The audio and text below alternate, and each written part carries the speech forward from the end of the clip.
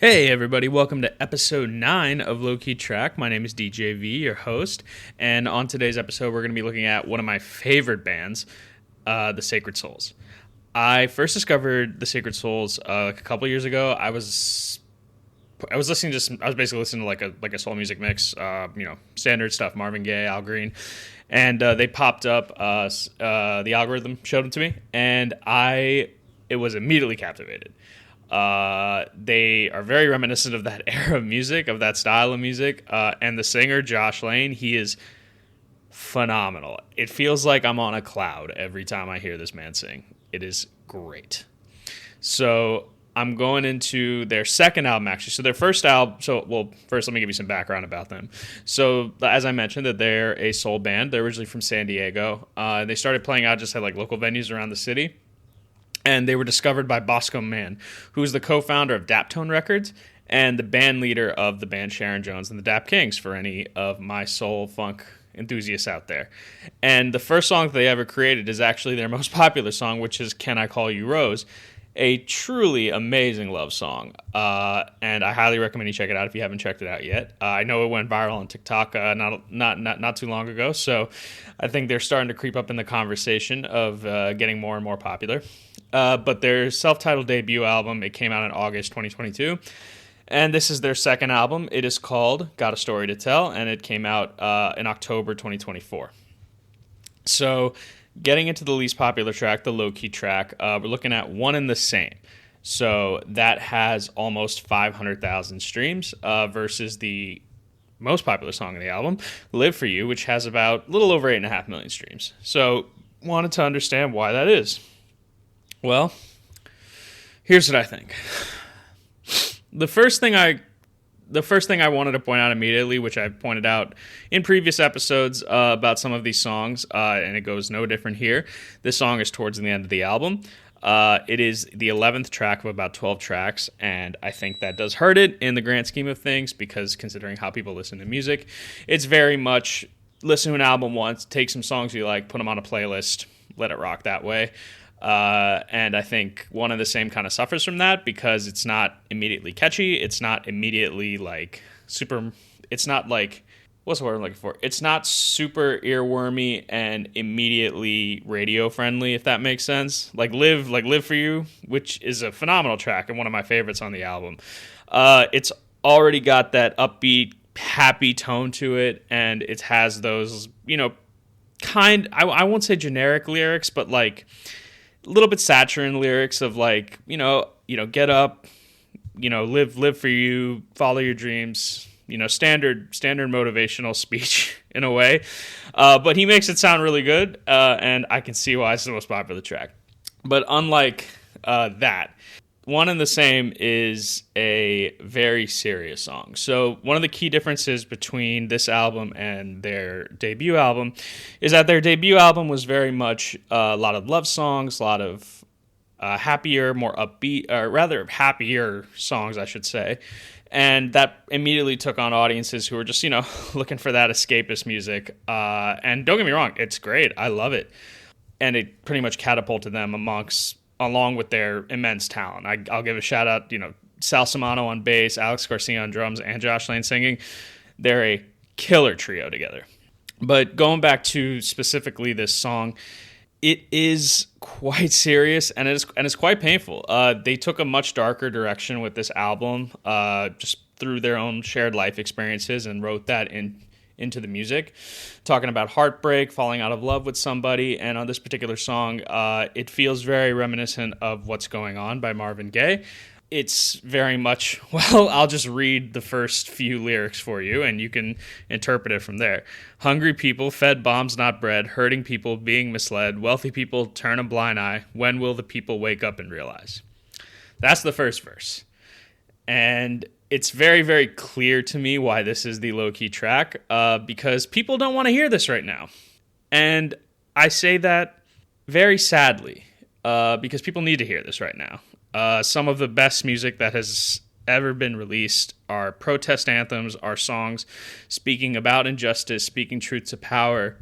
And this is Sacred Souls' attempt at putting that into the ethos and putting that into the cultural zeitgeist. and people just don't want to hear it right now.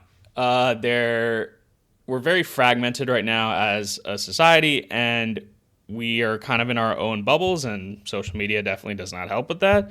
Even as you're listening to this, it's probably showing up on your feed in a very fragmented way, and it's tough to get people motivated, get people riled up over injustice when people are struggling to pay their grocery bills, to afford eggs, and just afford basic necessities. And I think if this song came out in the 70s, it would have been a huge, huge hit. But right now it just is not, because these are the circumstances that we have. That being said, people who are fans of this song, including myself, I think we can appreciate what they're doing here. Basically talking about how we need to unite as a society, as a people, stand up against power, stand up against injustice, and create a life for ourselves that we all want to live together as one big community.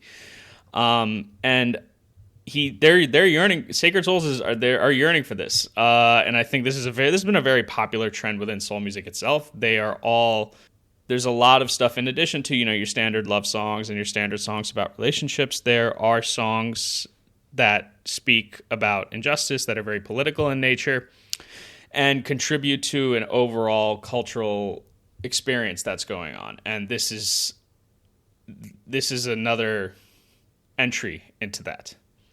One thing that I really like about this song is that it's got a very nice little bass line, and Josh is kind of gliding on the beat itself, or rather over the production, and very, very powerful singing from him. It's not powerful in the sense that he's reaching out into some upper vocal register that he can't reach. It's that you can hear the pain in his voice when he's singing about this. He, much like a lot of other people in the genre, people like myself, or just people that feel the same way, just want to see a world where we are all one and we are all together and we are speaking out against injustice, and we're able to bring people who commit injustice to justice. I think the song is going to be more appreciated with time, especially if we see more heinous things happen in the world that get everybody's attention, which is going to be difficult considering attention spans are very short nowadays. So this will definitely be cataloged within protest song entries, and will definitely be a part of cultural experiences surrounding social justice moving forward. And I'm really excited to see this song utilized as part of that. And I mean, it does take time for people to kind of catch up and appreciate music like this, because again, people are just distracted, and it takes some sort of breaking through the noise to really get people's attention. We saw that Kendrick Lamar did that with the Super Bowl halftime show, and now he's pretty top of mind. And I've was scrolling through TikTok, and I've seen people just very much looking at discovering Good Kid, Mad City for the first time, or discovering To Pimp a Butterfly for the first time, and I'm very ecstatic about that. And I think this will be the same thing here. I hope people continue to listen to the Sacred Souls, continue to bring them up, and I really want them to continue to evolve as a band, continue to evolve their sound, and continue to evolve their music. And I would love to see more songs like this from them. Don't get me wrong, I love Can I Call You Rose? I love Live For You. I love all of their songs that are very much revolved around love, relationships, and evoke just this warm, fuzzy feeling inside of you. But they have a lot of really good songs on this album, and this song is definitely going to be part of a long list of political songs, of songs that really want to say something. And in times of pain and times of injustice, art really wins out, because some of the best, as I mentioned, some of the best music comes from that. So as we proceed with time, and as we proceed with the world, however we are set to go, I think this song will be a part of that. So this is why I think that this song, Stay By My Side, is the low-key track of the album. If this is your personal favorite song on the album, that is awesome. For me, the purpose of music is to build a connection with yourself at a deeper level and create healthy ways of expression for you as a human being. So thank you guys for listening to the 9th episode of Low Key Track. This is available wherever you get your podcasts, and you can follow me on social media at Low Key Track. Until next time.